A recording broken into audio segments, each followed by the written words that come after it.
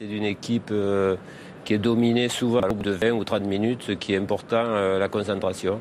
Après, on peut avoir un mot pour Prior, parce que Prior avait remplacé un début de saison de belle manière Carasso. Et on verra, il risque de rejouer, mais Prior mérite aussi d'être vu en Ligue 1.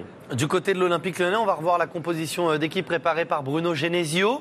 Pas de Guézal, c'est Cornet qui est dans le couloir avec Lacazette, avec Mathieu Valbuena. Est-ce que c'est un tournant pour l'Olympique Lyonnais ce soir ?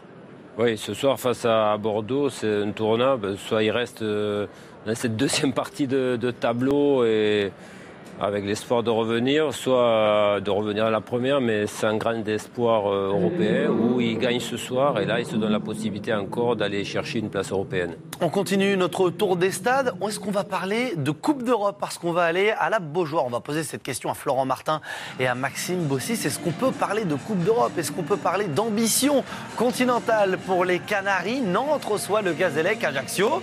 Et on attend que cette formation aille un petit peu plus haut au classement. Bonsoir Smaïl, bonsoir Elie. Effectivement, la belle affaire peut-être pour Nantes après sa victoire du côté de Troyes le week-end passé, la réception du Gazélec avant de jouer face à Toulouse.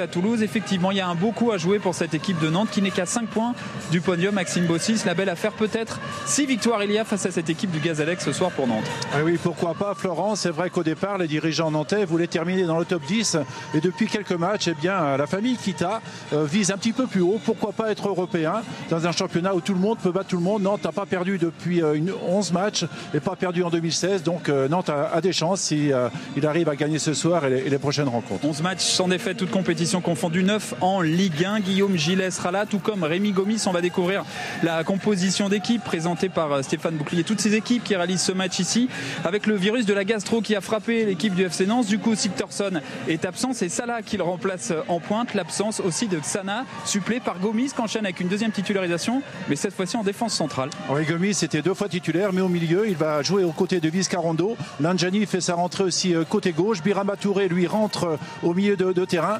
Et vous l'avez dit, Salah va remplacer Sigthorsson poste pour poste. Donc on garde le 4-2-3-1.